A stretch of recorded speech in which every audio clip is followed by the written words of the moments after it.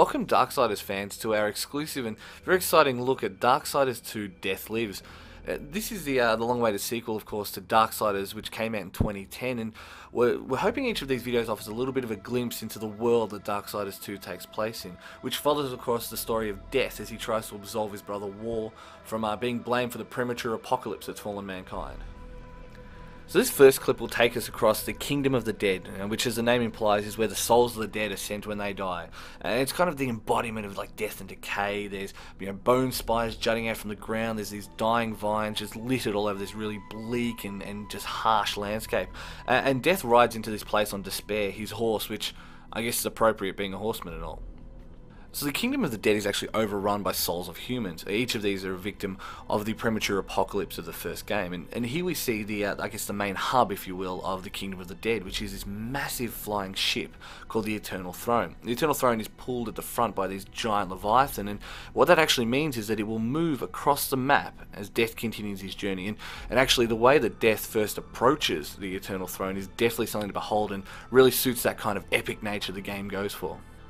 Unlike the first game's more static upgrade system, Darksiders 2 takes a traditional RPG approach, similar to say a Diablo or World of Warcraft, meaning that merchants are far more relevant in this game than they were in the last, selling weapons, armor, upgrades, that kind of thing. And in the Eternal Throne, that role is played by Ostagoth, who's a member of a long since forgotten race, as well as Draven the Blade Master, who's a human swordsman who died long ago and teaches Death new abilities and combos that he can use throughout the game. I guess you can't really have a throne, and particularly an eternal one, without some kind of king, so here is the Dead King. Now, he's the big kahuna down here, and Death is going to need his help if he's going to complete his journey. So, both the King and his chances will provide you with quests as the game goes on, and the Eternal Throne itself will actually dock at the main dungeons to make Death's life a little bit easier. So here we have the first look at the Gilded Arena, which is a place for human souls to come and fight for a second chance at life. The big thing, of course, is nobody has succeeded because of the Bone Giant, which is the underboss for this area, and Death's next target if he's to continue on his journey.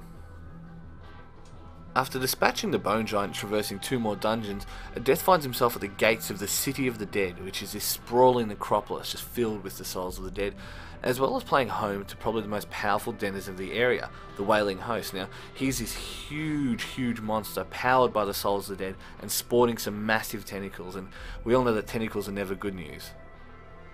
Thank you for joining us on our exclusive look into the Darksiders universe here on New Game Plus. Now, the game comes out on August 16th, but over the coming weeks we will have 3 more glimpses into the world that Death will experience as he continues his quest to save his brother, and we really hope to see you then.